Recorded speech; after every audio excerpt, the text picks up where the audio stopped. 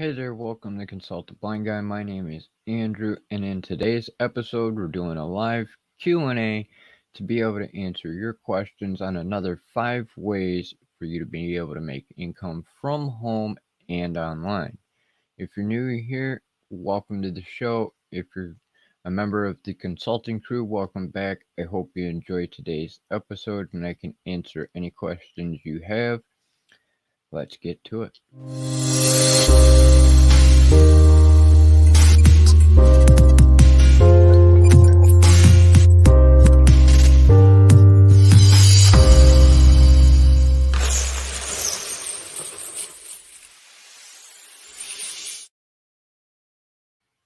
As I said, welcome to the show. My name is Andrew, and I'm here today to help you be able to make some fast cash from home and online. If you have any questions, please feel free to drop them into the live chat. If you're watching on the replay, feel free to drop them in the comments section down below, and I'll be more than happy to answer them for you. If you could do me one huge favor and put questions in all caps, that way I can see them a little bit easier, it would be greatly appreciated. Let's see. Fidel, thanks for being here, and happy late Easter to you as well.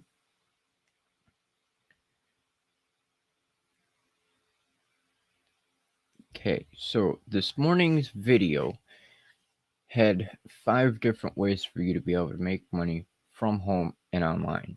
And we've got 3 more weeks left in this series, just a FYI. And then we will go into the deep dive of each of the different ways on a singular basis rather than having all 5 in one episode.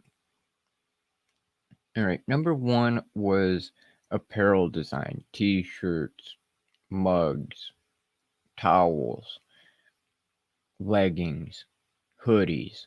There's a number of different items that you can design and be able to sell on different websites such as Teespring, Shopify, Printly, Redbubble, Zazzle. There's a ton of them.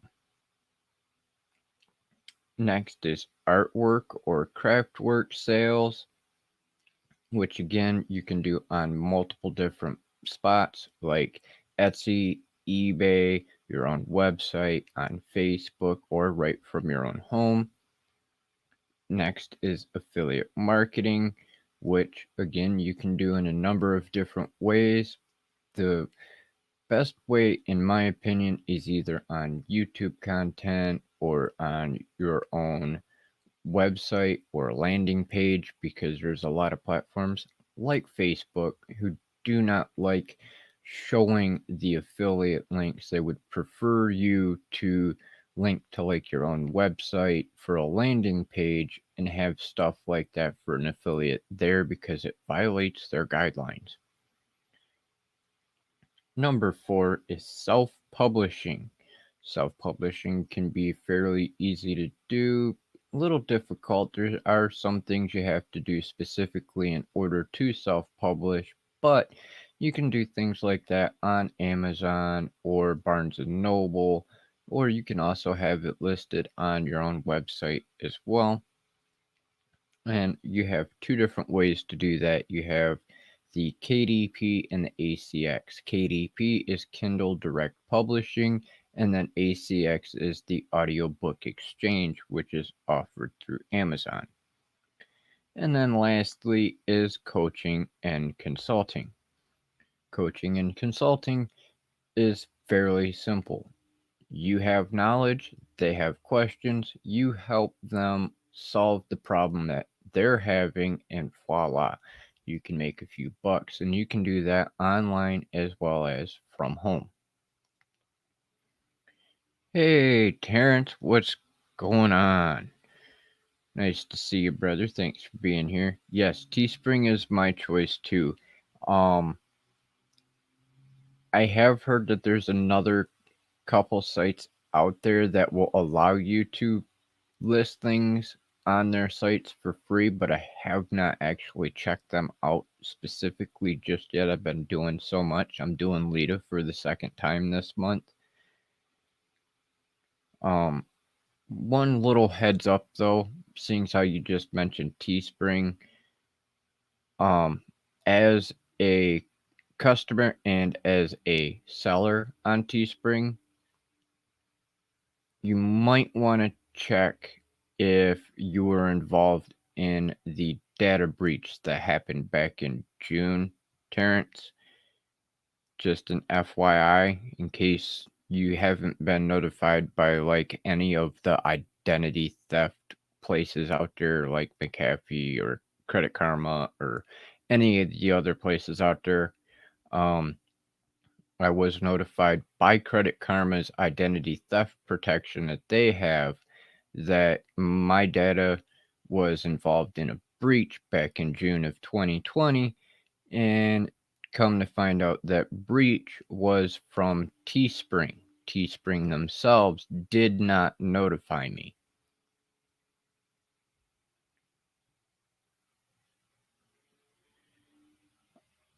Yes, you can do affiliate marketing on Twitter as well. Um, Pretty much the same concept as Facebook. If you have an affiliate, it would be better to list them to go to your website or a landing page that you control rather than directly on the Twitter or Facebook platform. You can do it, but you have some things that you have to do in order to make it so you don't violate Twitter standards.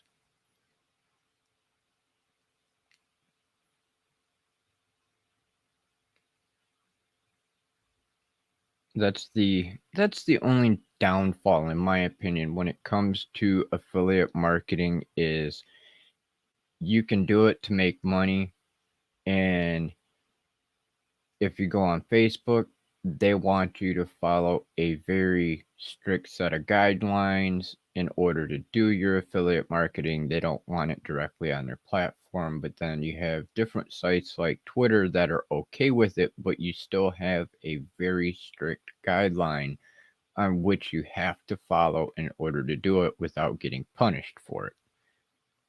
Unfortunately, that's one reason I have consulttheblindguy.com is because now rather than going on Facebook and listing everything on there and trying to subvert things so they don't punish me, or posting it on Twitter and having slipped up or missed something by chance, I can just tell you to go to my website to a specific link and then you can see everything on there that I'm talking about for an affiliate.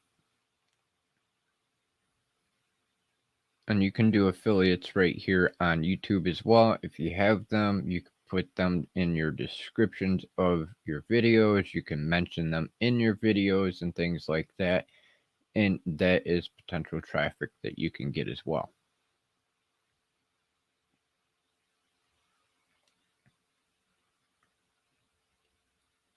All right, good to see you too, Terrence. Thanks for joining us.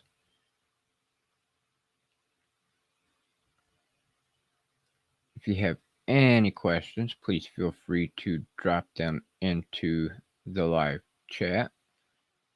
If you're on on the replay, please feel free to drop them down below in the comment section. If for any reason you are not comfortable with asking in the live chat or in the comment section, you can always hit me up on any one of the social media pages or by email as well.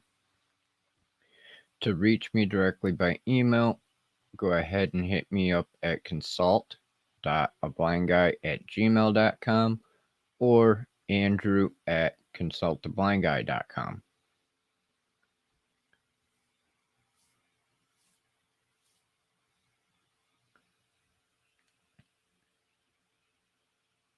Hopefully my computer fan is not being too loud in the background. It seems to be running a little bit warm already this morning. I still have to get a hold of the manufacturer about getting that taken care of. What's going on, Greg? Thanks for joining us. I've been kind of procrastinating on getting the computer taken care of because if I do that, there's a good chance that I might be without a computer for anywhere from a couple weeks or more, which means I wouldn't be able to stream or do videos or anything for that matter because, if I ain't got a computer on hand, I can't get my work done. No live streams, no videos, no music creation, nothing. Unfortunately. So I do admit I've been procrastinating a bit on getting this computer fan taken care of.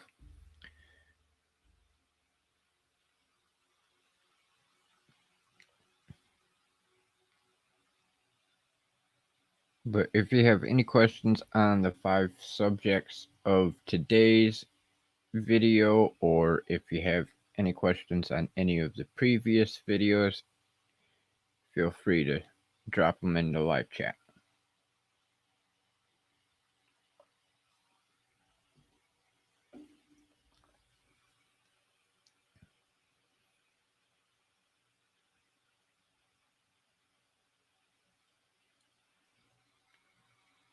That would be cool. I'm actually looking into that myself because I've been on Audible for a while.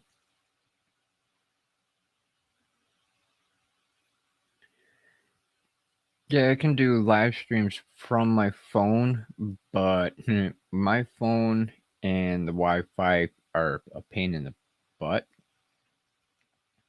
And the only way I can use my phone is to use one of the apps like Prism Live Studio or something like that in order to live stream because I do not have 1,000 subscribers on YouTube for this channel. I can't directly live stream from my phone. So I have to use one of the third party companies in order to live stream directly from the phone.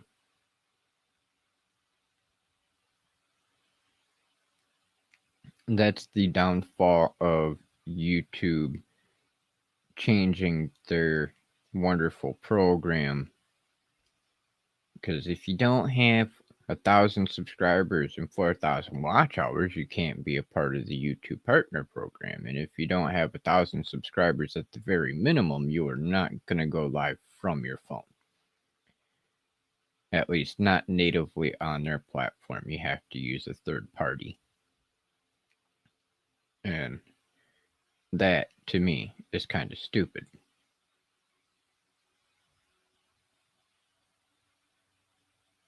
But that's just my opinion.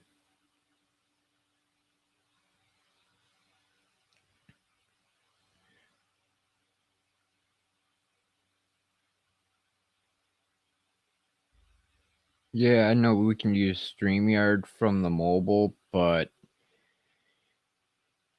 on my old phone that I was using originally as the camera, it it's a pain in the butt because the the entire screen is white and that don't work for me. If it don't have dark mode, I can't do crap. That's why every time you guys see me doing stuff for like sharing the screen or doing demos, you always see black, and that's because I have a Google Chrome extension that I use that makes everything dark for me, and you don't have that capability on my smartphone, unfortunately.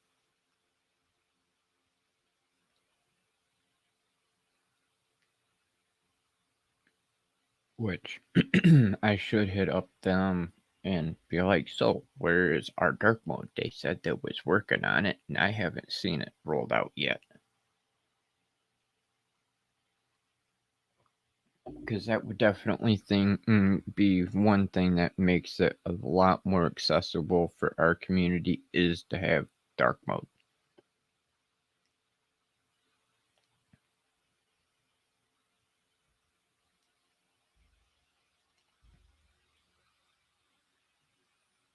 Oh, I can feel a sneeze coming. Whew. Sorry about that.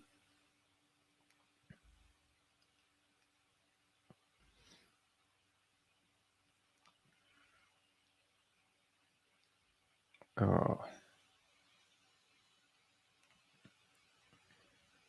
so anybody have any questions on the 5 ways I've mentioned so far to make income from home or online?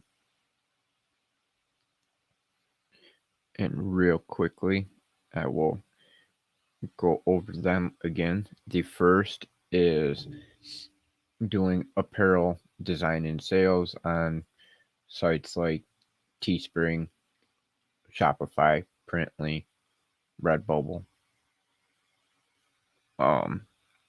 You also have arts and crafts sales, which you can do on Etsy, eBay, or on your Facebook, or on your own website.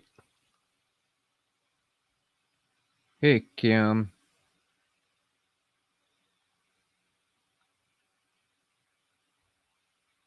Yeah, I don't use Streamlabs. I absolutely hate Streamlabs.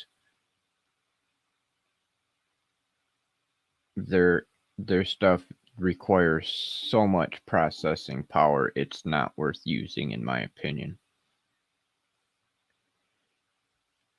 OBS itself has the same capabilities as Streamlabs and uses way less processing power.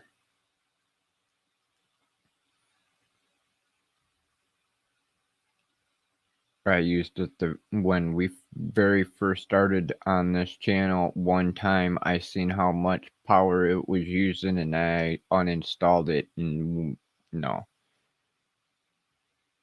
way too much processing power. I would have to have like a freaking tank for a phone to be able to process everything.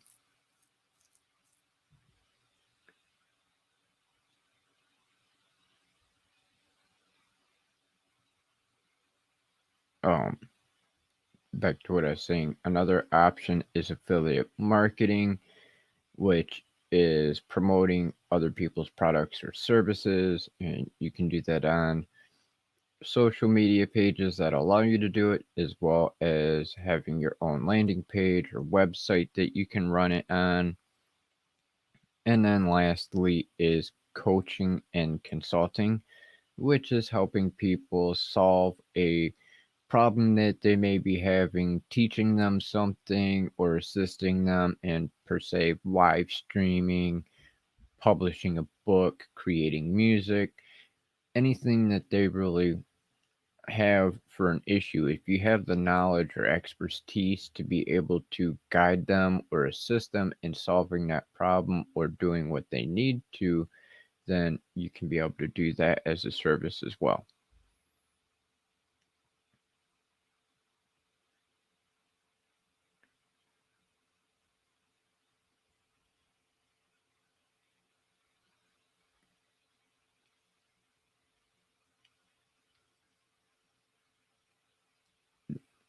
And we will be going over all of these items again in the future. We have 3 more weeks left in this series of videos of the pre-recorded Monday content.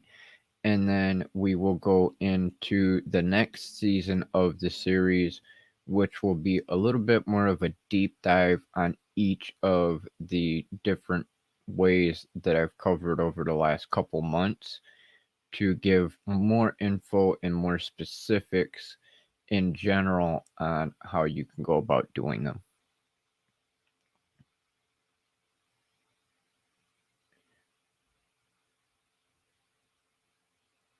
Yeah, I don't have iPhone. I'm strictly Android.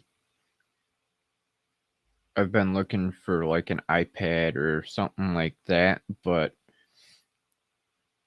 I haven't found one that's affordable yet. Everything that I've managed to find is either refurbished or very expensive, even older models. And I'm not in the mood to spend a couple $100 on something that's gonna just get used for like Clubhouse,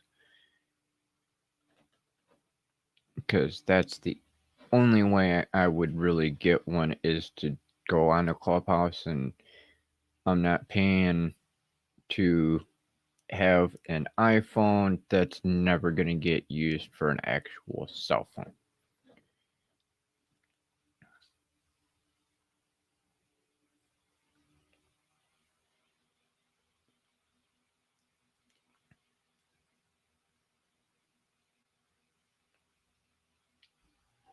I've never really liked any Apple product ever. Had to use the Apple computers in school for editing. I hated them, and I have a couple relatives who have iPhones, and yeah, no, I don't like Apple.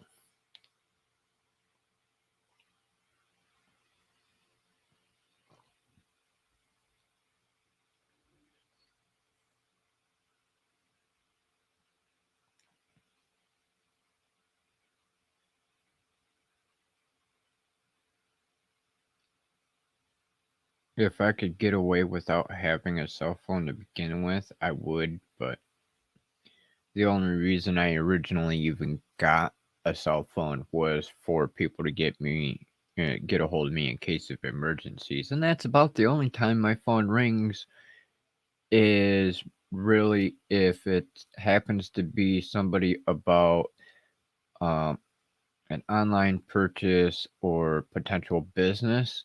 Otherwise, my friends and family don't really call me or anything on my phone. I get more scam calls than anything.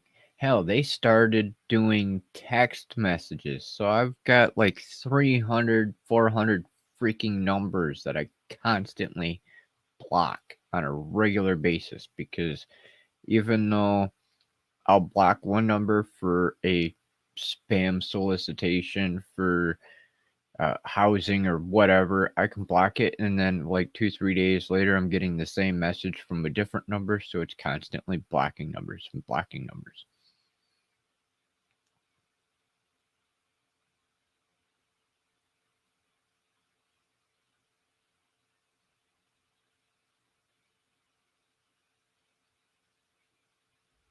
Yeah, I hate spam calls too. If you buy an iPad refurbished from Apple, they last pretty long. Only get expensive depending on what things you want. It they're expensive even if you don't have add-ons, from what I've seen.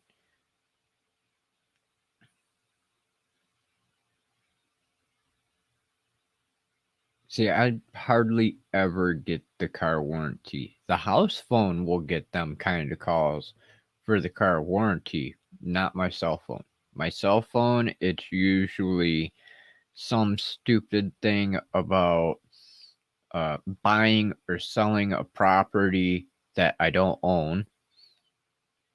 I've had them for potential well, your computer's having an issue and Windows gave us your information, and it's like, yeah, no.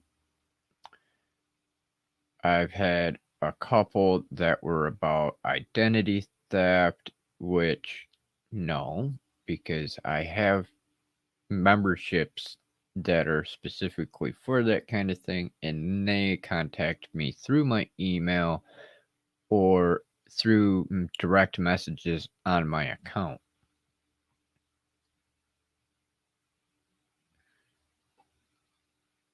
Oh yeah. And the ones that have called the house phone and stuff like that for the car warranty that were for me, it's like what make and model is your car? It's like, well, considering your call about my car warranty, you should already know what make and model I have, But sometimes I love to screw with those people, and it's an Ambutech, and it's red and white. That's my car. Well, I've never heard of an Ambutech. Well, I imagine you wouldn't because it's a white cane, you dumbasses. Well, why would you reference a white cane? Because I'm blind and I haven't drove in practically 10 years. Not to mention, the vehicles that I did drive were not mine.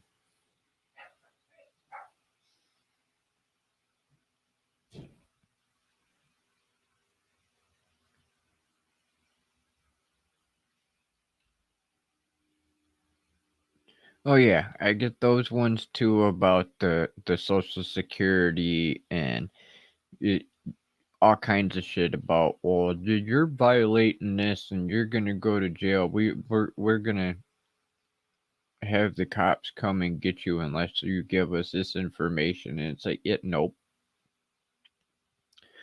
All that stuff is try to get information out of you so they could steal your identity and then they can turn around and go use your information to open up credit cards, get loans, and all that good crap. I've already been the unfortunate victim of that a few different times, and there's a good possibility that I'm going to have that issue again because I went to go get my credit report for the year and I have to actually do the manual way of filling out papers and sending it directly to them to prove who I am because, well, when you do it online, they say the information doesn't match. So I'm sure I'm going to have to go through that ordeal again.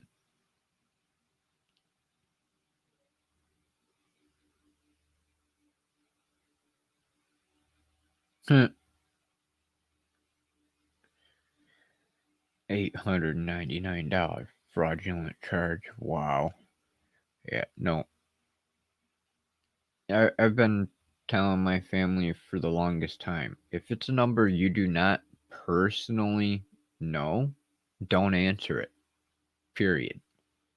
A lot of them leave a message because if it's a number you don't know and it's one of them scammers, the instant you pick up your cell phone or your house phone, that's a signal to them that they could continue calling and hounding you. If you have a house phone that they call and do that on, if you're on a system like Xfinity, Comcast, whatever, if everything runs through that one main primary cable box that they have for your modem that runs everything else, if you answer and you talk to them, they can actually hack your entire system and then they're going to get the information that they want anyway. Because even though you don't tell it to them specifically, if you answer the phone, they hack that system while you're on there, then they can go in and watch everything you type on your internet as it passes through, and then they can just sift through that and gather that same information.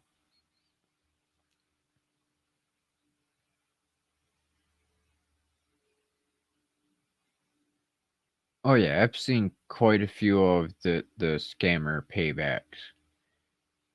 I've actually considered doing some of my own just to have extra content for hilarity.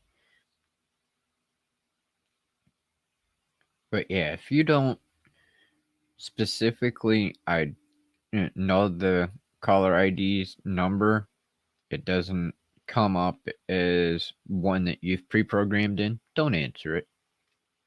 And in some cases, they've gotten good enough to the point now that they can spoof actual phone numbers to where it'll come up as a business or person that you know, and then they'll try doing the scam, and then you hang up and call back, and it will actually go to the number of the person that they spoofed the number from. And all the while, they had no clues that their number was hijacked by somebody to start doing spam calls like that.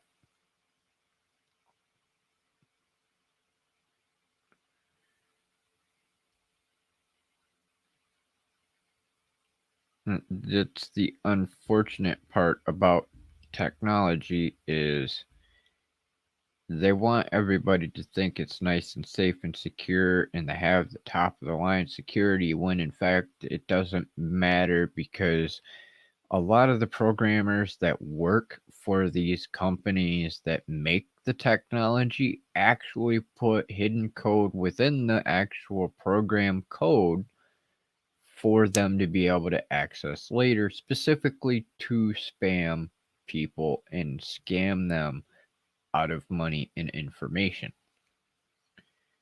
Not all programmers do that, but there is a great deal of tech programmers out there who build in them little back doors for that specific reason.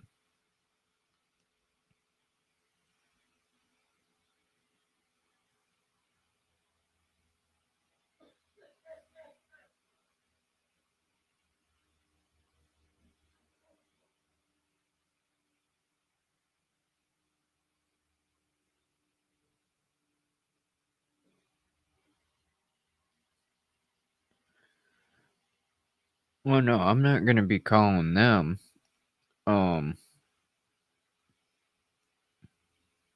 if they call me, I'll record it, and then I sit there and harass them and harass them and harass them until they hang up.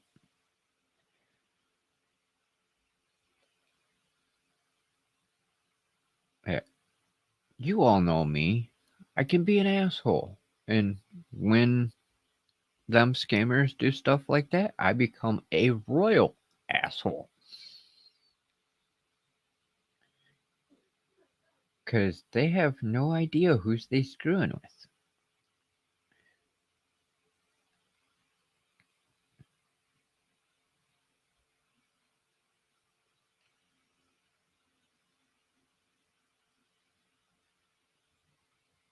I don't mess with that VoIP number stuff. That's out of my wheelhouse.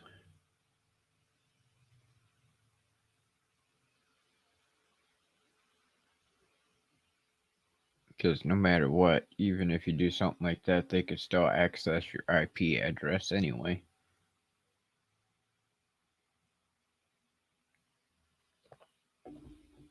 And once they do that, you're screwed.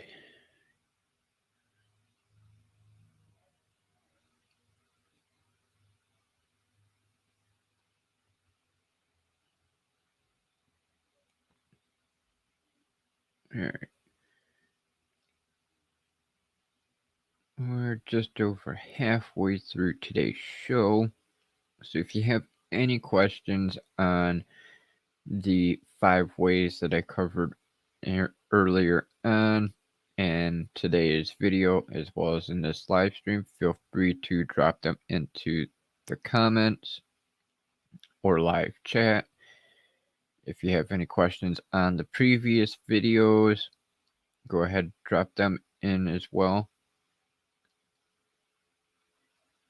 Yes, having a VPN is great because it's constantly bouncing. I'm not even sure what mine's set for right now because I change it periodically. I can designate specific countries, specific states.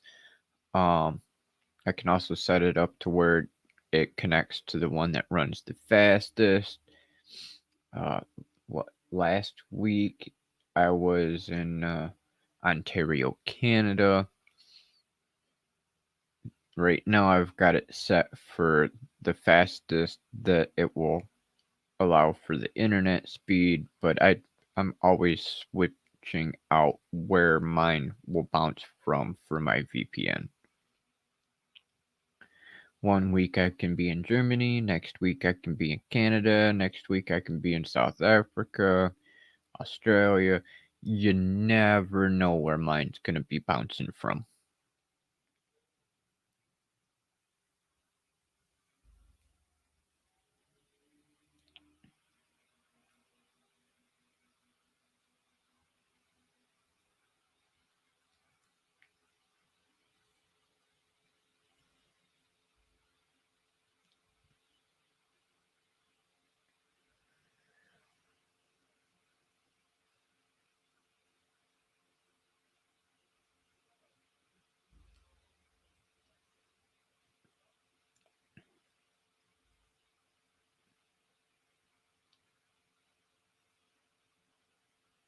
That's one reason that, for instance, like in these live streams, I give you two different email addresses.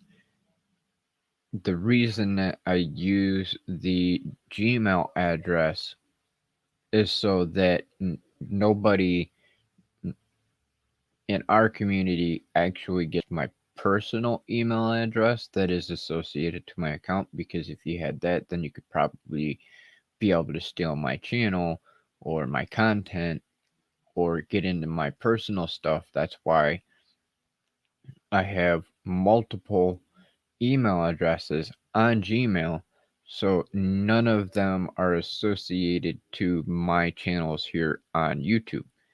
That way, everything is separate, and you'd have to go through a hell of a lot just to be able to get that. Excuse me.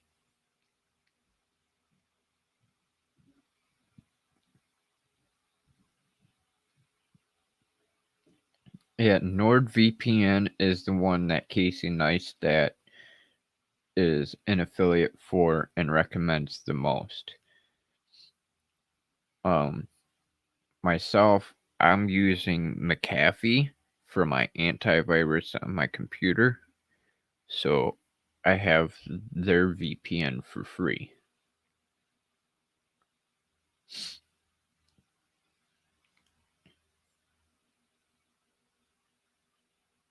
As one of the extra bonuses. I think my McAfee's got like the VPN for free. They've got identity theft protection for free. I can have McAfee on my phone, on my computer.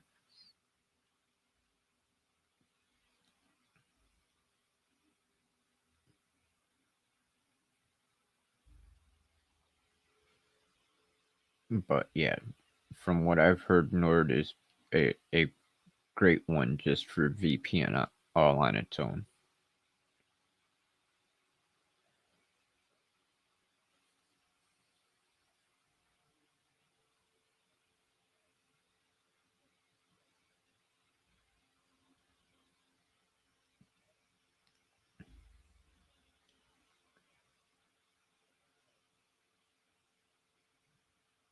Make sure I'm not missing any comments or questions here a minute.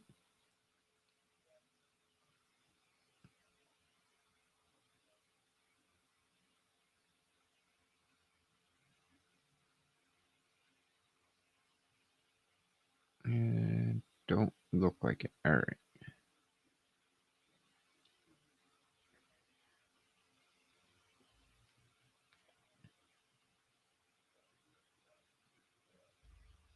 So,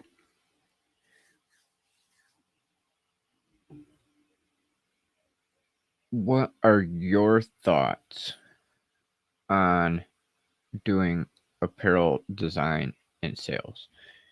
Do you think it would be better to do something that is free and takes their profit from your sale rather than paying a monthly fee as well as a small portion of your profit upon sale? Just curious of what you think. Myself, I like the idea of being able to list my designs and products for free with no money up front, and then they take their expense out of my sale rather than paying anywhere from $30 or more a month without any guaranteed sales. To me, I would rather lose a small percentage of the profit when the item is sold rather than investing into a company to list my items as well as lose a small portion of the profit upon the sales.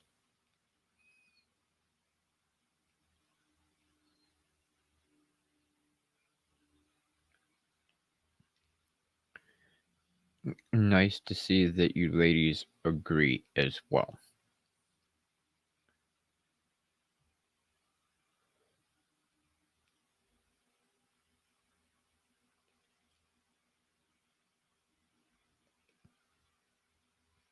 Yeah, that is exactly my thought, Kim, is I am not going to spend money every month. It, and like Vidal says, especially when you're starting out.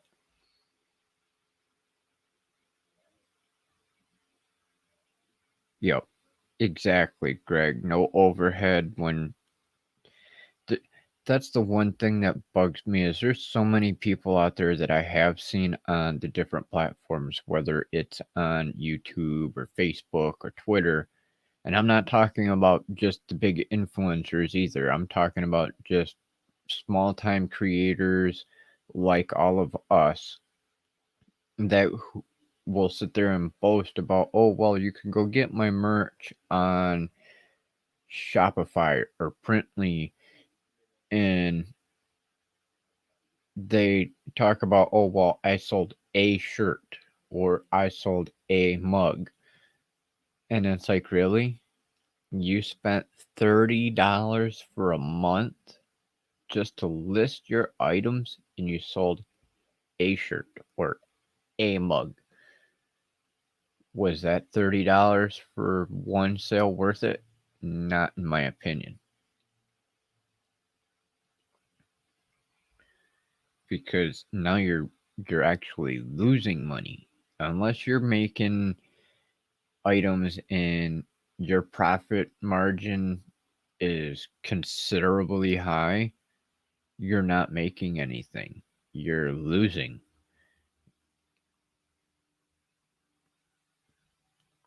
And that bugs me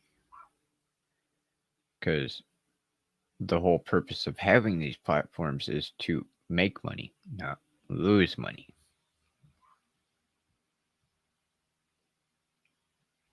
Which I will be doing an updated set of videos in the near future on Teespring as well because they have updated things. They are no longer called Teespring either. It is just Spring. And now they have the digital product line that they have set up to be able to do, and then they've done some small modifications to the creating process and things like that for the older items that they have on there. Plus, they're adding in more apparel that you can actually create designs for, like patches and more clothing items as well. So I'll be covering those here in the near future.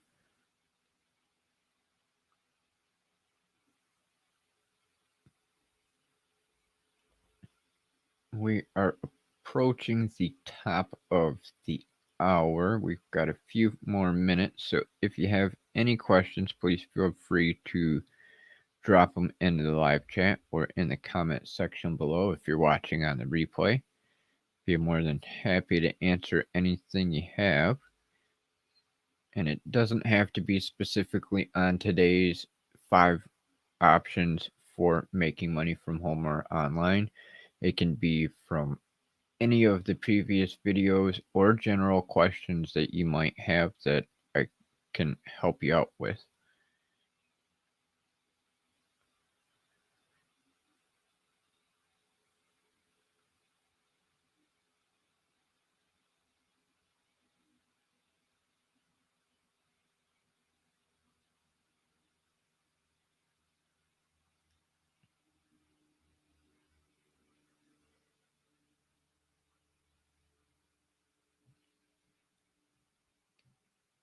Uh, for free platforms because they have to do share a certain percentage of your royalties. I think Amazon gives you 70% and they take 30. Yeah, I'm not sure. I haven't done the Amazon stores just because I've heard it's a big pain in the butt in order to do theirs. You've got certain protocols that you have to follow for their items, and they have a tendency to be buttholes, in my opinion, from what I've seen. You could have your items listed on Amazon, and for instance, just for an example, you could be me, have this show, and then put your merch on their platform. Amazon can actually shut your store down if they watch one of your episodes and you swear like I do. They don't like it, they can close down your store. Somebody can take one of your designs, list it into a different store for whatever, and they can turn around and shut you both down the instant that they come across it. They'll say that you have a copyright claim because that person has that design and claimed it against you, or you can go against them saying that it's your design, and they will shut you both down. And they may not, even upon resolving the issue, may not actually allow you to reopen your store or list that item.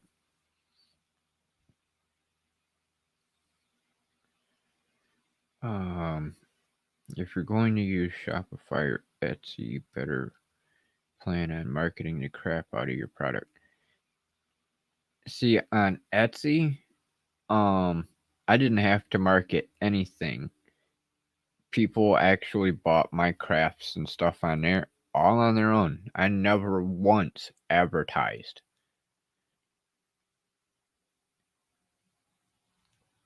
Shopify, that's the whole point of you having Shopify and paying them every month, is for them to do all that for you.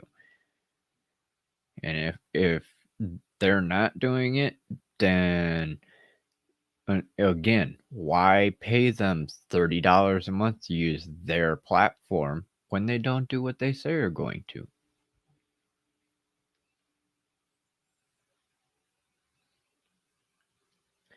E- exactly, Kim. That's why I that's why I said in the past that I've got my website, because I tend to go off here on YouTube. I will mention them or their parent company, Google or whatever, and at any second they could shut down this live stream because I said shit or fuck or whatever. And that's censorship. But in retrospect, if you actually look at their guidelines, none of us are supposed to swear, not anyone. And if they don't like the way that your content is structured, they can say it violates their guidelines. They can shut you down. That's why I multicast, not only to YouTube but to Facebook. That's why I also keep a hard copy of all my content. That way, if for any reason they decide to shut me down, I still have all that content that I can go and post on my website or a different platform.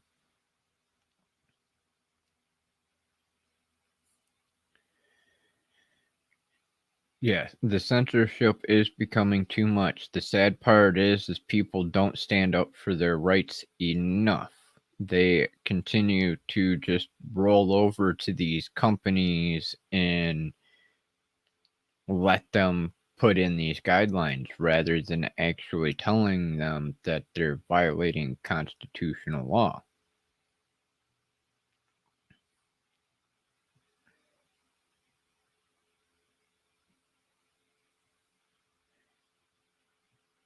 Hey, Francis, thanks for stopping in. Greatly appreciated. Hope you're doing good as well.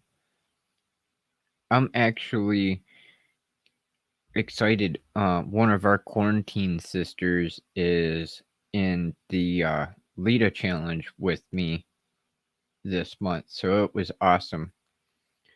Miss seeing everybody on the daily streams with Pat.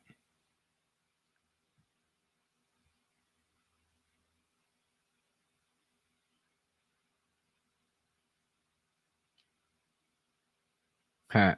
Well, see, the way that they advertise a lot of their stuff is you not only pay for the e-commerce storefront and checkout, but they also are supposed to be advertising for you.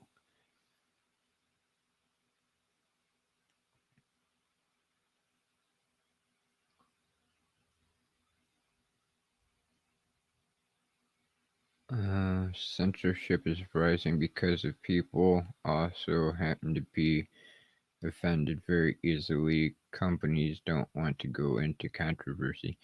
Well, they do that all on their own. They're constantly involved in controversy. Unfortunately, that eh, this younger generation either is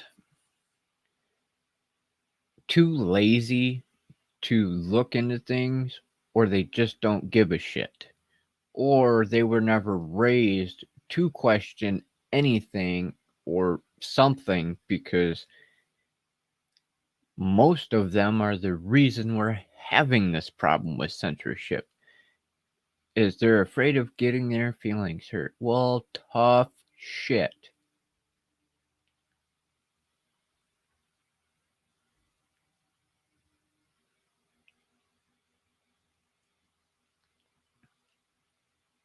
I'm one of the wonderful ones at the tail end of Generation X, and just because something might piss me off or be offensive, whatever, I have the right to speak my mind in return. So that's just how I look at it. You can say one thing, I can turn around and counter it with something else. Don't have to go out and be like, well, that offended me, my feelings got hurt. Grow up.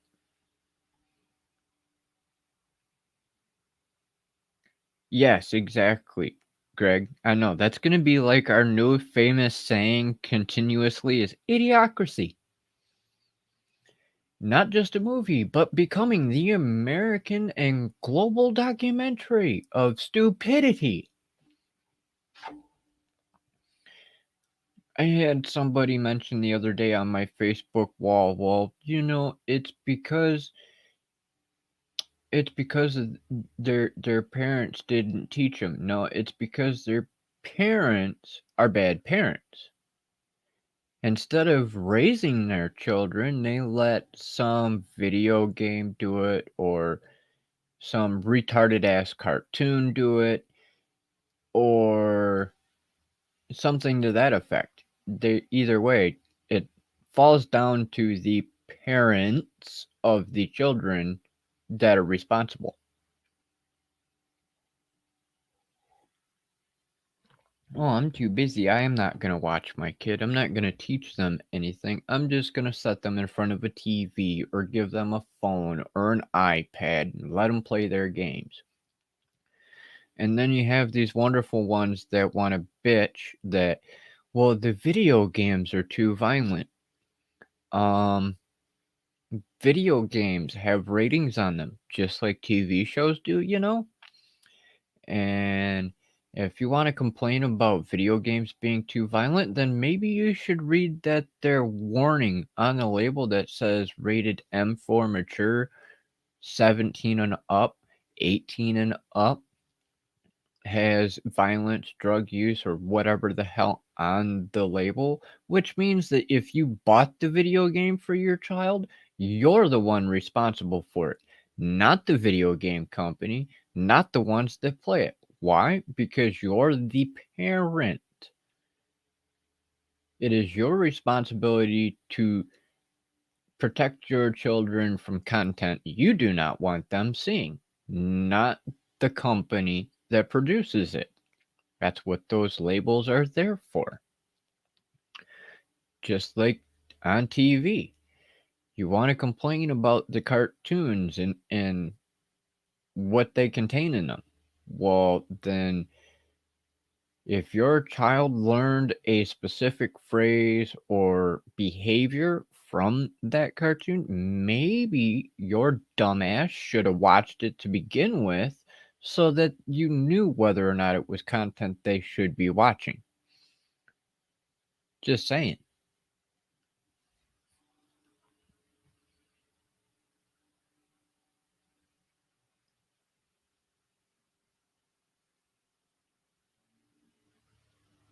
Exactly, Kim. Exactly. I actually had something like that in mind the other day, but I I don't know if I can get away with because there's so many people out there with similar kind of design t-shirts that you could get a copyright claim on Teespring because if it's too close or exactly worded the same, they will take down yours in place of whoever had it posted first. All right, Francis, thanks for stopping in. Greatly appreciated. Hope you have a good day. Exactly, Vidal. Content ratings are there for a reason. Yep. You know, a while back I've seen people complaining about Family Guy and The Simpsons. And it's like, well, if you look at Family Guy and look at The Simpsons, you see that, like I said a minute ago, they have ratings. Now, granted, The Simpsons aren't nowhere near as derogatory or offensive as Family Guy can be, but they still have their little subliminal mentions and things like that in The Simpsons. But if you actually watch Family Guy, they've got way more things in there that aren't good for children.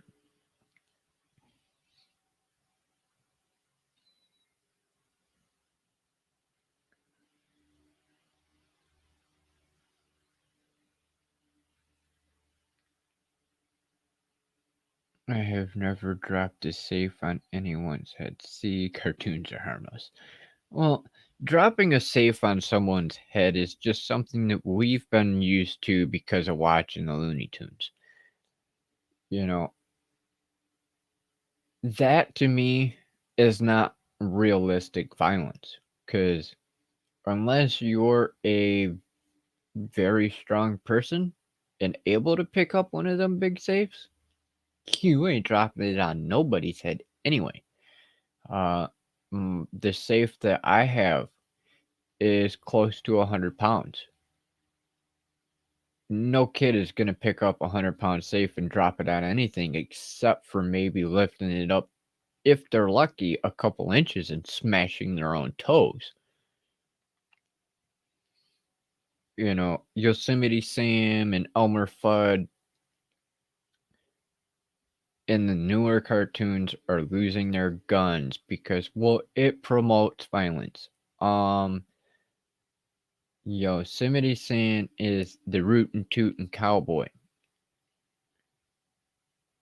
Elmer Fudd is a hunter who happens to chase ducks and rabbits.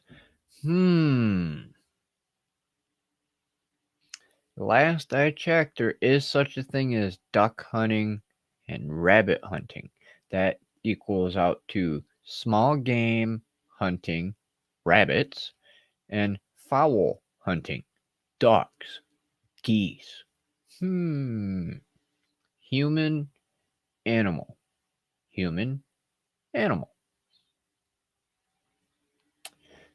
Granted,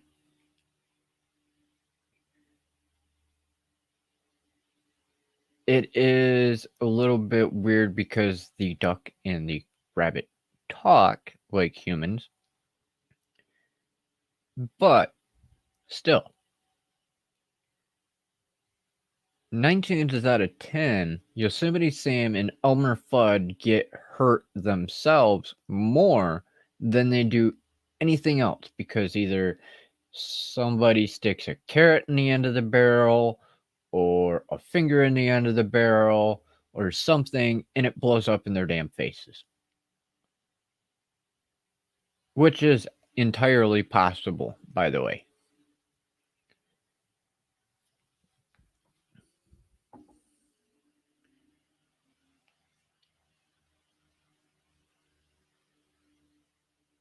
Oh yeah. It's these politicians and these uptight parents who don't give a shit.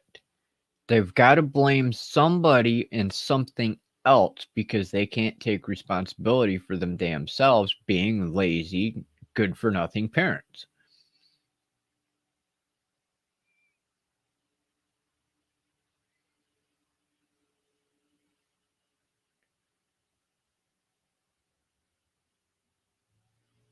Yep. Yeah, they've got to push the blame off on somebody else because heaven forbid that their parents did wrong, that their parents raised them to be good. No, you didn't. You sat on your ass and let your kids play those games. You bought those kids those games. You let them watch those TV shows and cartoons because you didn't want to take the responsibility to ensure that the content that they were watching or playing was suitable for their age group, or teach them the difference between video game and reality, cartoon and reality, what is good and what is not. And if you're one of those that blames the company for the content that they created, video games, cartoons, movies, then, in my opinion, you should be the one that has to deal with the repercussions rather than the companies because it was your responsibility to raise your child. You didn't raise your child to understand the difference between fiction and nonfiction, reality versus a video game, then that's on you, not the company, not the content. You should lose the court case. You should have to pay the company for slander and defamation of the character of the company.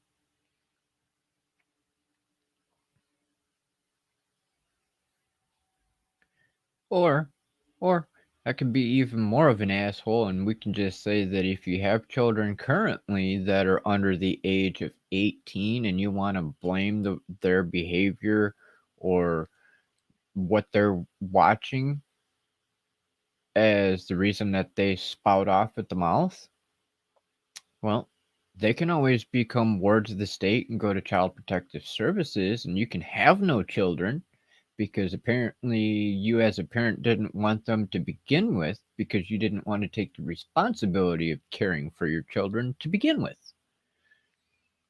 But, that's just my observation.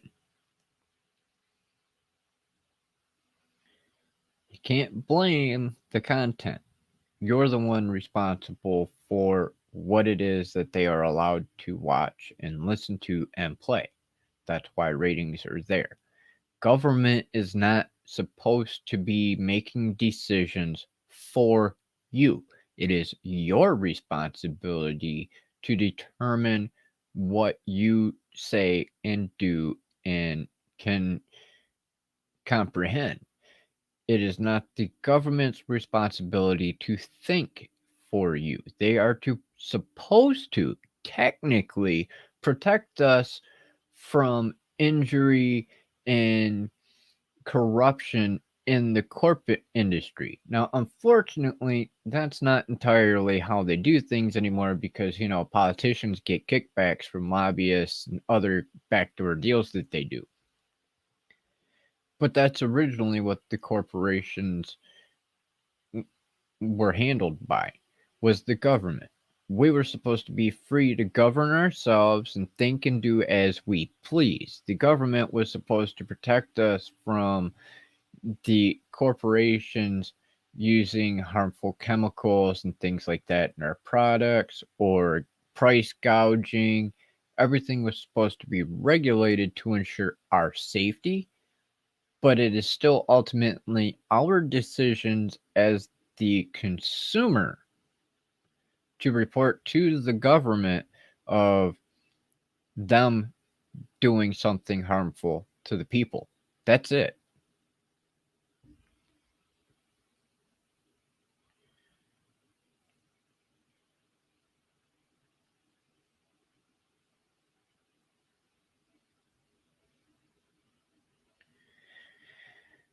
And that's why you should always homeschool because, as you just said, schools are indoctrination centers. That's it. That's because they want to indoctrinate children, whether they're younger or older in college, to be manipulated into being modern day slaves.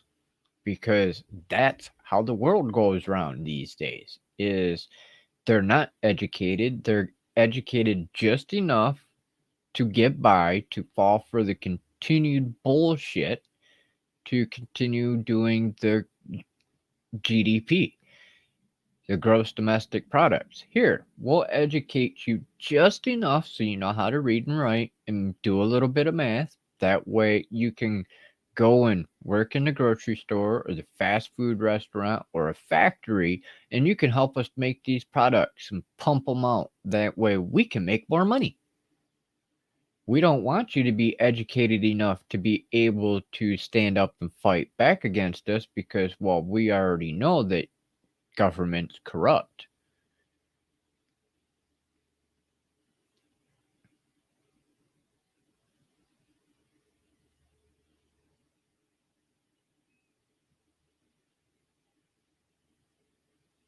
Oh, yeah, they continue to do it even when they're older.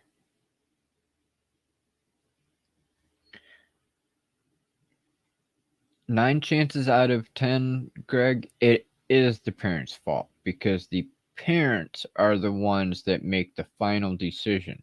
Even if the kids go to school and the teachers contradict them, well, then that is up to the parent to go and take that issue to the school. And if they don't take that issue to the school, then they need to go to their local government and have it remedied that way. There are plenty of laws out there to protect children and parents from these kind of issues, but people are too lazy to do the research and actually fight for their rights.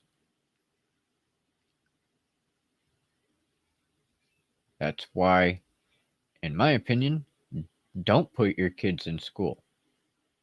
Homeschool them. You can teach them better from home than they will ever get from any of them schools.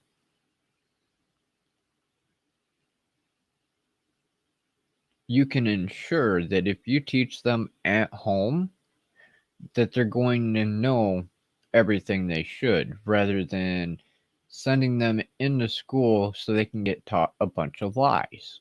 Because half the shit in the history books is fabricated or misconstrued in some way because the government wants it that way. They don't want people knowing the 100% truth because then they'll see the facts for what they are and then we'll have a uprising against the government because they continue to violate everyone's constitutional rights and human rights.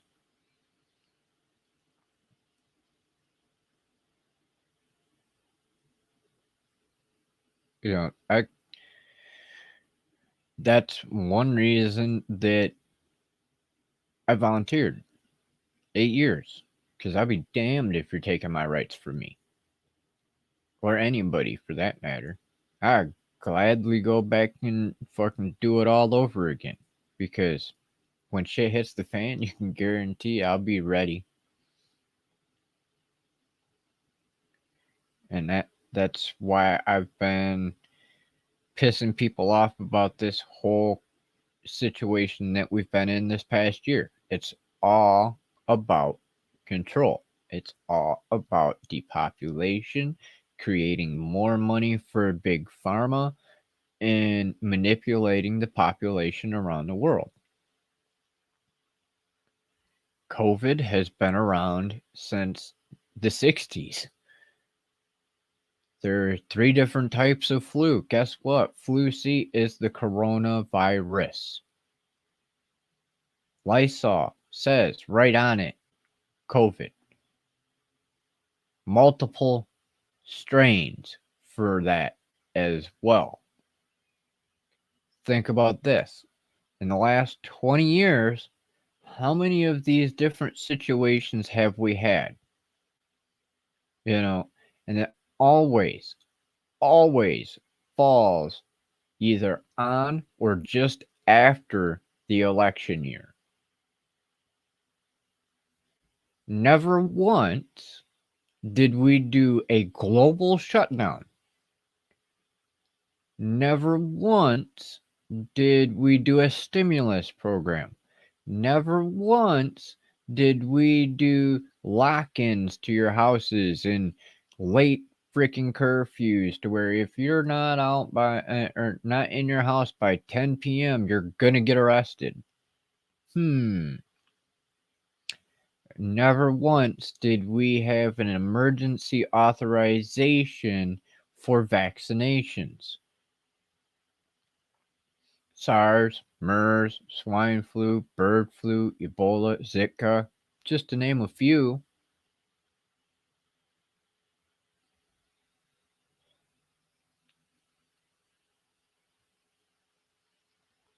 And that's because people refuse to do the research.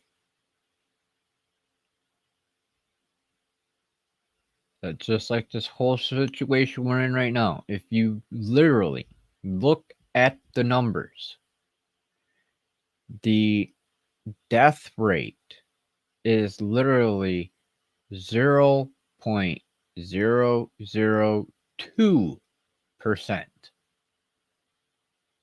That's not even a full percentage, for Christ's sakes. But, you gotta wear a mask. You gotta stay 6 foot away.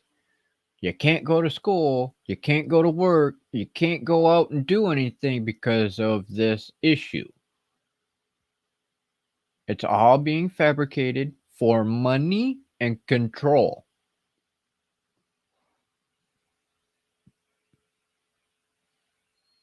Exactly. George Orwell's probably rolling in his grave going, I told you. I fucking told you.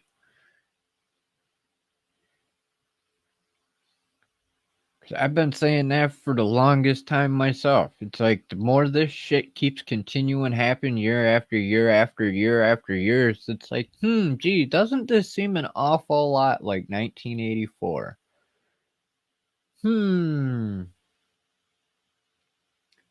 But, they don't want people to really realize that because they don't even mention that anymore in schools either. 1984 used to actually get taught in school. I know this for a fact because we discussed it in my AV class 20 years ago. Not only about the way that they were coming out with the new tech, but the way that they were going to do things like this. They also had us read the book in English class. Orwell was a part of our school teaching us. But you're not going to get that for these newer students from the last 20 years because they don't want that information get told. Just like, I don't know about you, but Jesse Ventura did the TV show Conspiracy Theories. Guess what? You're not going to find that content out on DVD anymore because I've been looking. I haven't found it on DVD. You might be able to find it on eBay if you're lucky for somebody that has it and wants to sell it. But in order to watch that content now, you have to go on Amazon and you can only stream it. It's $2 an episode for standard definition and $3 an episode for HD. And there's like 4 or 5 seasons of that show. You're not going to be able to watch it because why? You're not going to spend the money to get every single episode.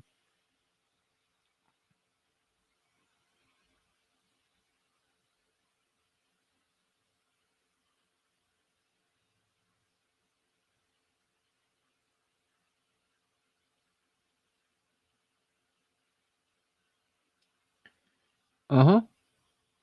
Oh yeah, they're freaking if you actually watch The Simpsons have done multiple predictions of different things throughout history that have come to light. Orwell's 1984, some of the aspects that he's mentioned are in The Simpsons. The Hadron Collider was mentioned in The Simpsons. The Twin Towers. There's multiple different instances of different things over the last 30 years that have been predicted on The Simpsons or shown on The Simpsons in a little clip that have all come true. It's pretty sad when they can hide that shit right there in plain sight and people still don't see it.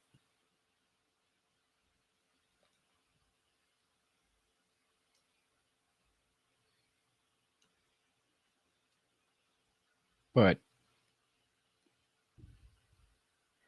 you know, it's just another way for them to create control. That's what it is. If if you can create fear and chaos, you can create a perfect situation for control. Because if you make them fearful, you can tell them, "Oh, I'm going to protect you. We can stop this. We can do this. We can do that. If you give up this right, we'll protect you." But if you know anything, if history has taught us anything, never trust the government for anything that they say, and they cannot and will not protect you.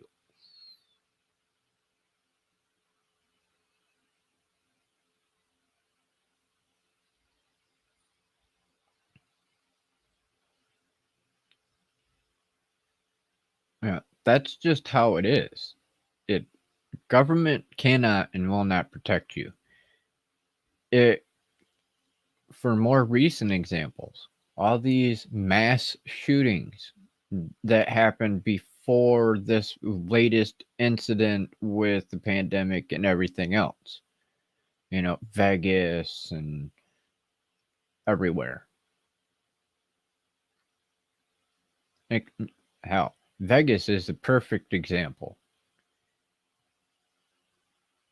If you watch the videos from the people that were actually there, including not only the news coverage, but the actual body cam footage that was released and everything, you can see that was all perfectly orchestrated by them to have situations like this going on. Active shooter. Cops are supposed to run in to protect people. What did they do? They told them to stand back and watch before they did anything. And then miraculously, the supposed shooter committed suicide. Um, you look at the footage from people that were there when it happened. You can see as well as hear multiple shooters, not just a single shooter. And then you can also see them on different hotel roofs and different windows. And we're supposed to believe that our government says that it was just a single person that committed suicide afterwards in his hotel room with a crap ton of guns. Bullshit.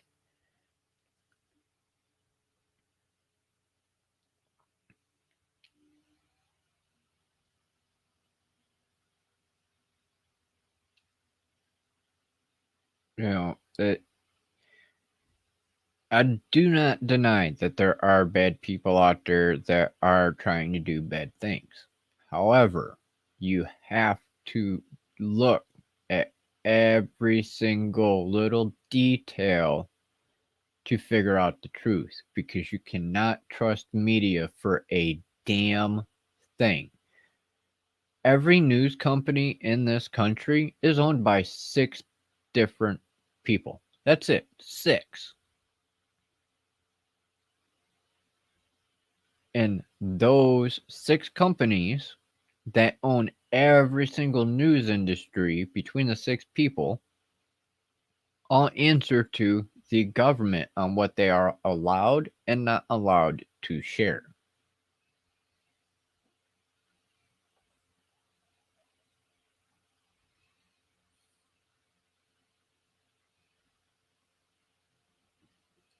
Exactly. Yeah, we're from the government and we're here to help. No, they're not. They ain't here to help, they're here to control. And you ain't controlling me because I'll fight back. It was in my actual record at school. Will not comply, will not conform, and I still won't. You think just because I complied to join the Marine Corps that I'm going to comply after I'm out? No. I complied well enough while I was in uniform to be able to learn the skills and tactics that I needed to learn to survive. That was the purpose of being there. Learning to survive.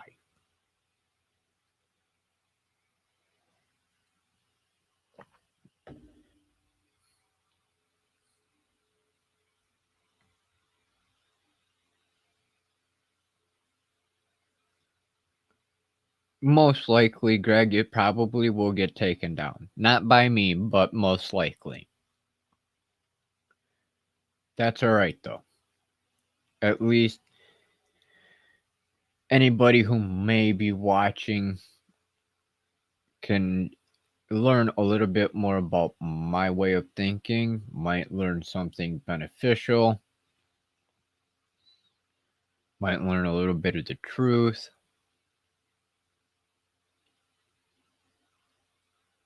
But that's alright because even though this stream will get taken down, guess what? I have a copy because I've been saving a lot of these different live streams like this to get the different clips. So they can take it down because I can repost it.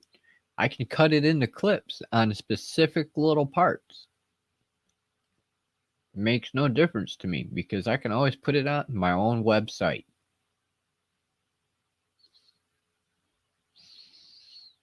Which, if by chance you don't already know, consult theblindguy.com.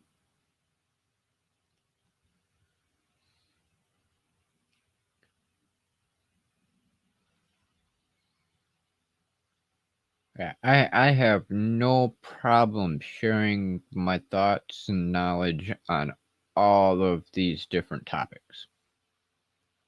Because if somebody don't say it, this shit's just gonna keep continuing, and I'm not gonna tolerate it. I have the right to free speech, and we have the right to express ourselves.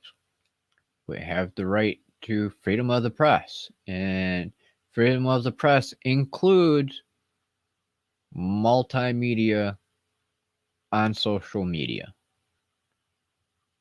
They may be owned by private companies, but you still have the right to express yourself freely. And if they do not allow you, you can technically sue them for violation of your constitutional rights.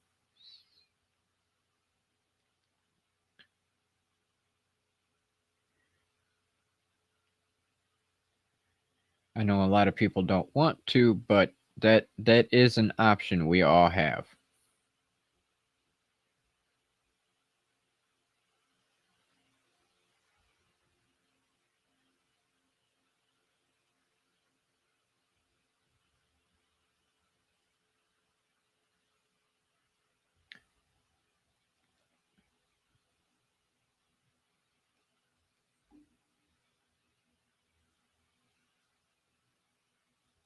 Yep, I can always do the same thing. May not be specifically what each channel was designed for, but I have that capability.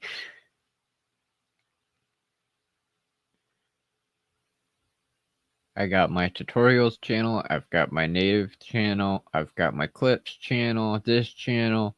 Um, I've actually been talking to a couple of people about setting up another channel because of the church that I'm trying to do. I've got friends that have suggested I start another channel because of doing my music. That way, all my music stays in one particular channel.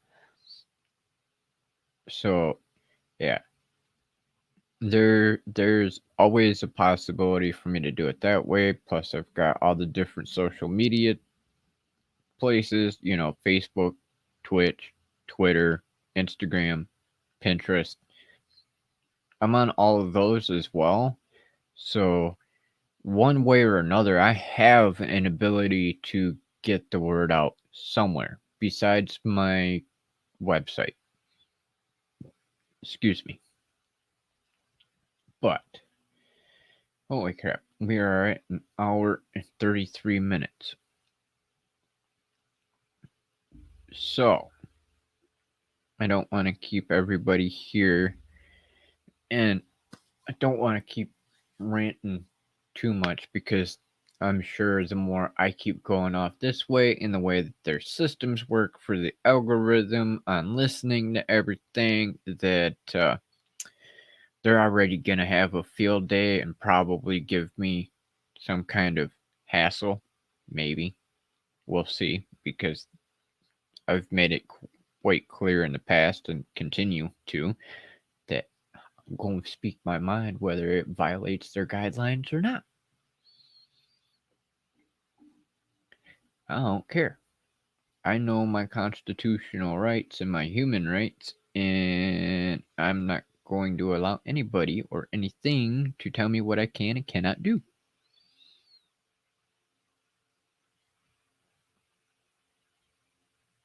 Consult the blind guy 1 through 20. Yep, I could always do something like that because I've got multiple email addresses that I could use to make a second account.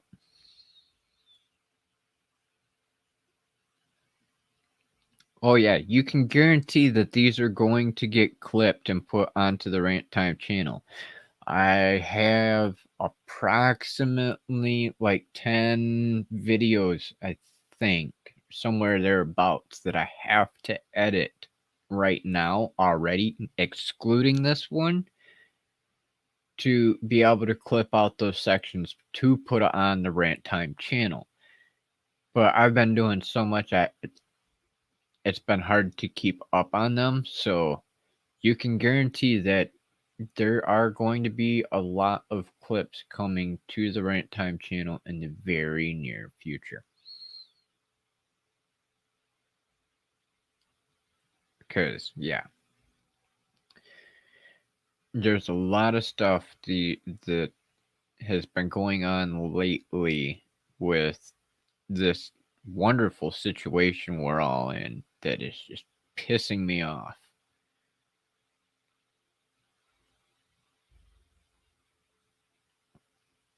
But we're at an hour and 35 minutes.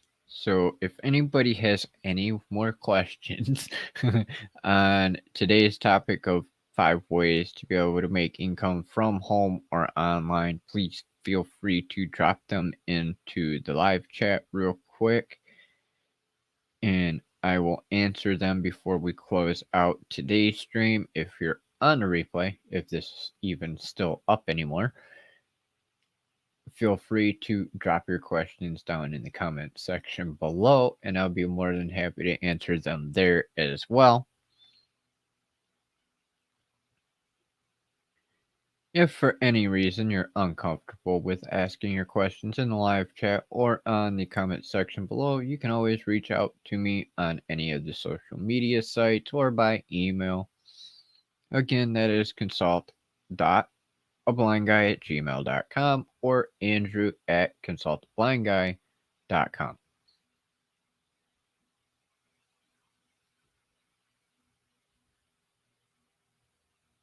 Create a channel for topics like this. I could always do something like that too besides the Rant Time Clips channel. It could be a I don't know what I would call it. Uh Controversial conversations.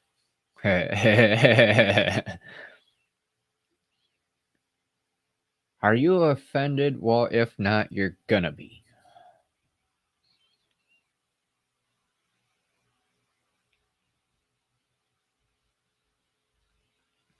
Just saying.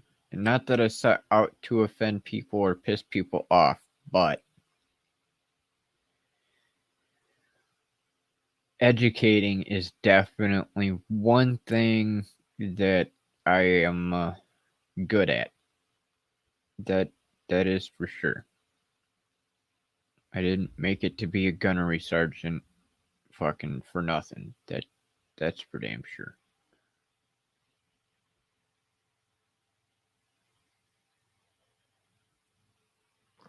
I did a lot in those 8 years, and educating was one of them.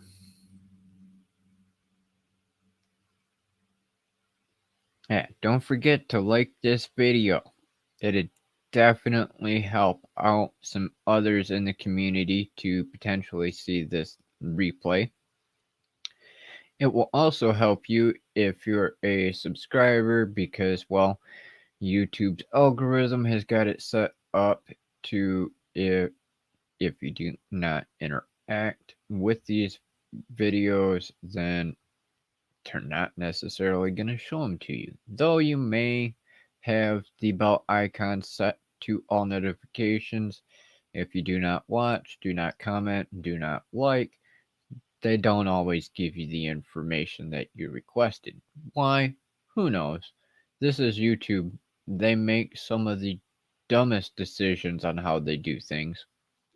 For example, I just heard the other day from one of the influencers and fellow creators that I follow, Dan at Creator Fundamentals, that they've actually switched up the algorithm again and features again to where not only do you have to hit the subscribe and bell icon in order to get notifications, but now they also have another thing in the main menu for mobile users as well that you have to hit in your settings to be able to turn on YouTube notifications. So if you're on your mobile phone, make sure that you subscribe, hit the bell icon so you can stay updated on the latest videos, live streams, and more, as well as double check your YouTube settings and turn on the options for receiving YouTube notifications.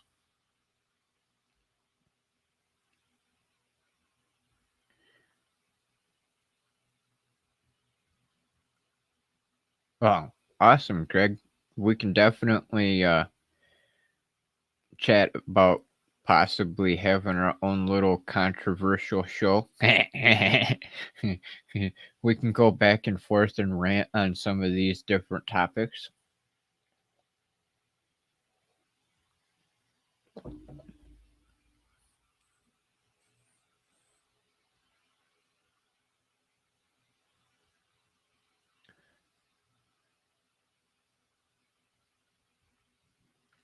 Oh no, Kim. They actually set it up now. Not that it's wise in my opinion, but even if you unsubscribe and resubscribe, you still have to go into your actual phone to your YouTube settings and turn on YouTube notifications. Because now, for some reason, they decided that, it was it was just too simple to hit subscribe and the bell icon. Or well, first it was too simple just to hit subscribe. Then it was too simple to hit subscribe and designate how many notifications you wanted, whether you wanted them all or whether you wanted highlights or none. Now they've actually set it up to where you have to go in as well to go to your YouTube settings. Down there somewhere is this wonderful new little thing that they had to put in for a feature to where you can turn on and turn off YouTube notifications. Because, heaven forbid they give you the notifications. You used to be able to get not only a notification on your phone, but they used to email you every time somebody posted a video or went live too. Now they don't do that. It is up to us creators to notify our audience when we're going live. Because if you don't have that option turned on for the bell icon and the new option within your YouTube settings for notifications, you're not going to get notified. Um, if you have an email list and your audience is on there, well, then you can send them an email with that notification because YouTube has stopped sending emails to let you know, hey, this person just posted a video. Hey, this person went live.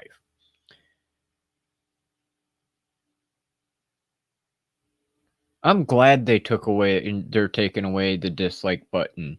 That was actually something that D. Nimmin had requested because we already have enough shit going on in society today with people getting their feelings hurt and getting offended and everything else and committing suicide. There's actually YouTube creators who had mental breakdowns because of getting so many dislikes on their videos that they actually killed themselves. So, to remedy that situation, we don't we don't need to know that you dislike a video. Our views in analytics already tell us that. Analytics already tell you, okay, this video's an hour long. Or well, we'll say this live stream, for instance, is now currently an hour and 44 minutes long. On the replay, it's going to tell me, okay, somebody watched, but they only watched for 2-3 minutes. That says, well, something in this live stream was not for them. They didn't like it. They're gone. Okay, you don't have to give me a damn dislike button to tell me I didn't like it. Well, tough. If you like it, you like it. You don't, you don't. If you like it, hit the like button. If you don't, okay.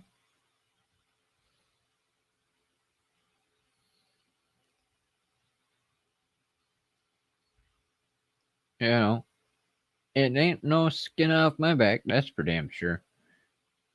I can care less. You like my content? Cool. You don't like my content? Well, you don't have to watch it. I'm not twisting your arm. I'm not holding a gun to your head saying, watch Consult the Blind Guy.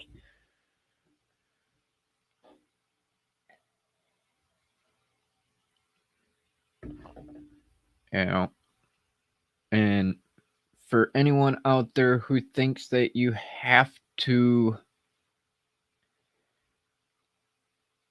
give a dislike on a video,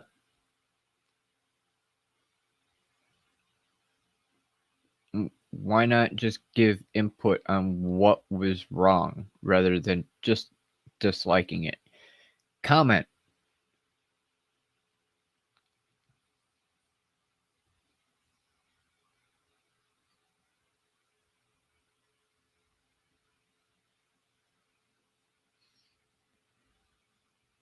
Dislikes are interactions, but they don't actually tell you what works and what doesn't.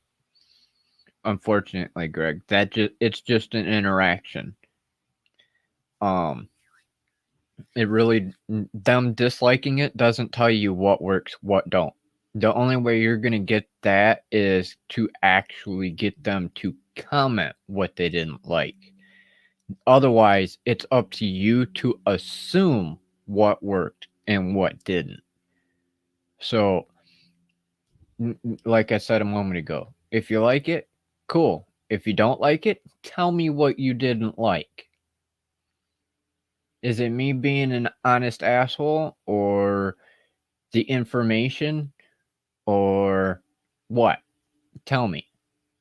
Because that's the only way we're really going to know what you like and what you don't like. Because you giving a thumbs down doesn't tell me anything other than, oh, well, somebody was in a bad mood, possibly, and just didn't like the intro.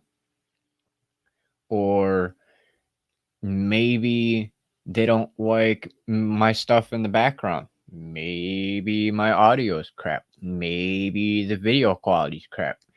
You know, just disliking a video doesn't tell me a damn thing,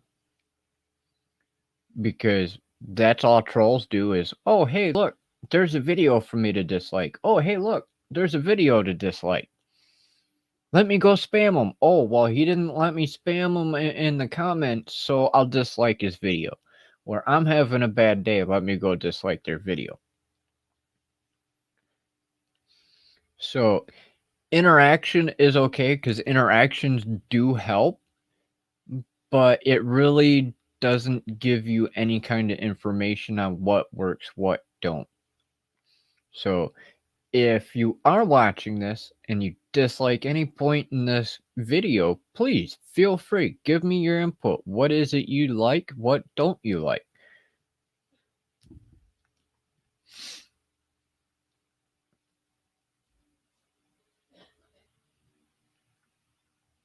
But that's that's just how it is, unfortunately, because even in the analytics, you can go in, you can see how many people viewed it, how long they viewed it, at what point they quit viewing it, and then it's still up to you on what it is that caused them to leave. Did they leave because they didn't like something I said? Did they leave because they were busy doing something themselves? Did they listen to it on their way to work in the car and then had to shut it off because they had to go work? Did they have to use the bathroom? You know, it doesn't give you that information. You yourself, as the content creator, have to figure that out for yourself. That's why I look at my analytics periodically, but other than that, I really don't care what my analytics say.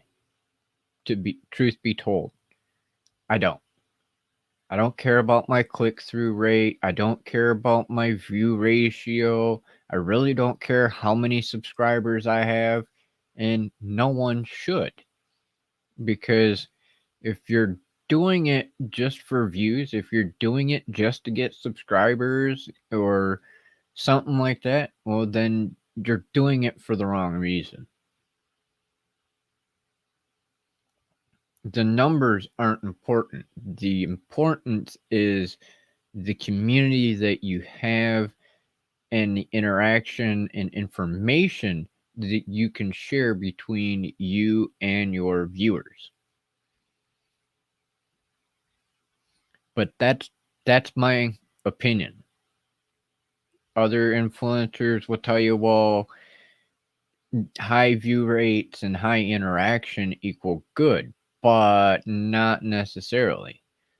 Because if you're trying to monetize your content, well, you need subscribers, you need a high view rate, you need viewer retention to last throughout your videos, and then you then need those people to also make purchases, whether it's in your channel for merch or outside of your channel, or click on ads, something to that effect in order to make that money. But if that's all you're aiming for, good luck, because you better have some damn good content and entertaining content in order to get those subscribers, continuous views, and interactions, and things like that. My content is not for that. Yes, I would like to monetize, but I'm not monetizing on YouTube because their guidelines piss me off, for one. For two, they have continuously cut down on the amount that they're going to give you and add in more restrictions and everything else. So, no. Not to mention, they take anywhere between 20 and 45% of the money that goes to you as a creator anyway.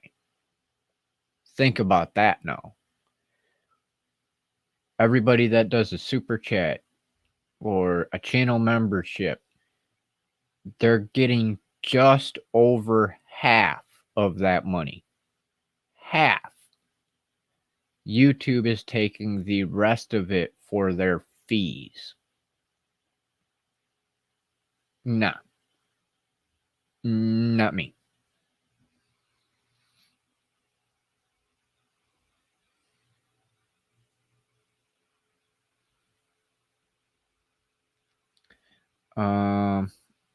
Greg, 1 second. I'll tell you.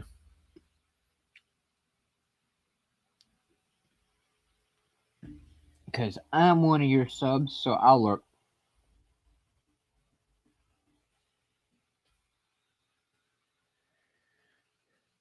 You've got way more than me, brother. You got 483 subscribers. Which, congratulations. You're almost to the 500 mark, man.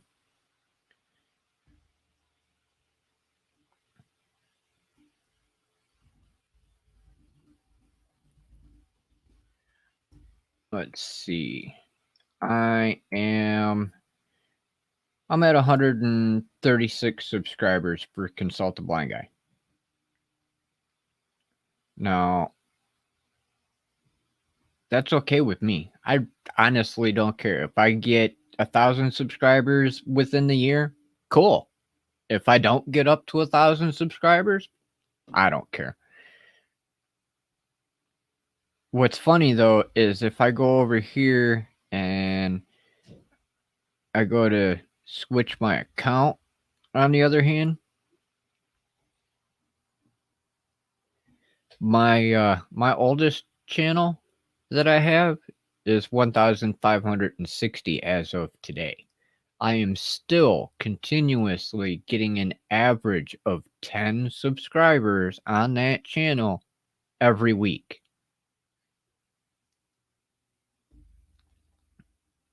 And I said the same thing on that channel that I'm saying here. I do not care about the numbers.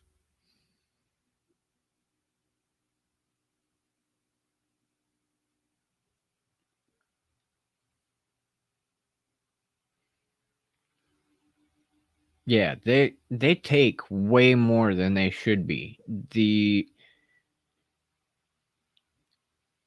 I don't understand why they take as much as they do. I understand that they should be able to take a little bit, and kind of, but in my opinion, not really.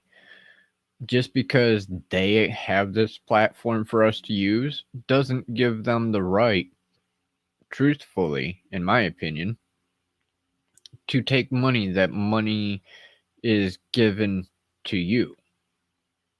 Your viewers, your subscribers are being kind enough to donate to your channel. why does YouTube have any right to that money? Just because it's their platform you're on? Bullshit.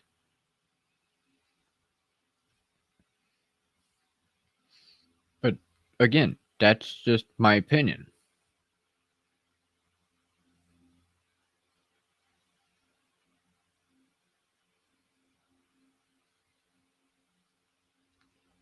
You know, that's just like the Patreon and the Buy Me a Coffee and everything else. They all think that they have to take their percentage and have extra fees and everything else. That's why I don't use any of them. Well, besides the simple fact that they all think that they have to start charging you taxes and everything else on top of it. But that's why I argue with people about taxes to begin with. Taxation is thievery. So all the IRS is a bunch of thieves.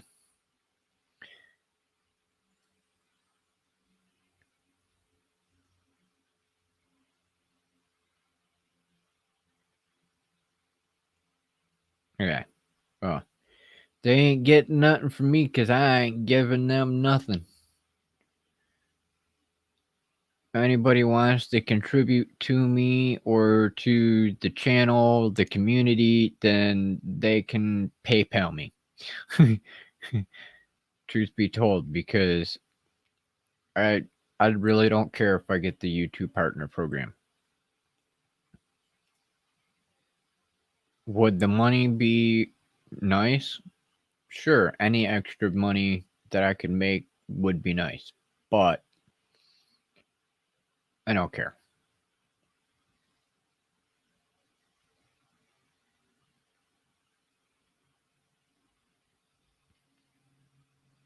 I'm not gonna let them play their little game with me.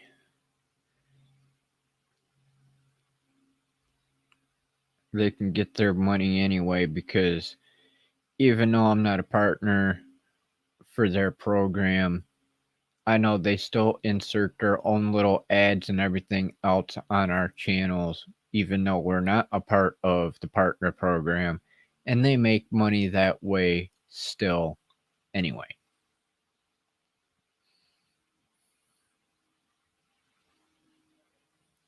Yep. Thanks for stopping in, Kim. Hopefully you have a good dinner and a good evening. Thanks for chatting with me.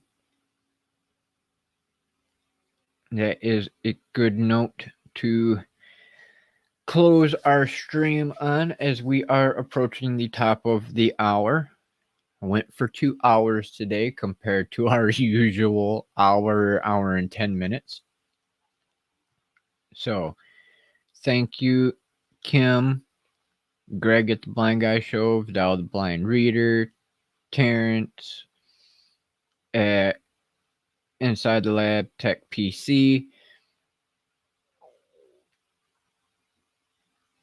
and Francis Taylor at Taylor Fit Wellness. And to all of you that are viewing this replay, greatly appreciated. I hope everyone has a wonderful day or evening, depending on where you are in the world. And I look forward to catching you all back here on the next live stream. Until then, have a good one, and we will talk to you soon. Peace out.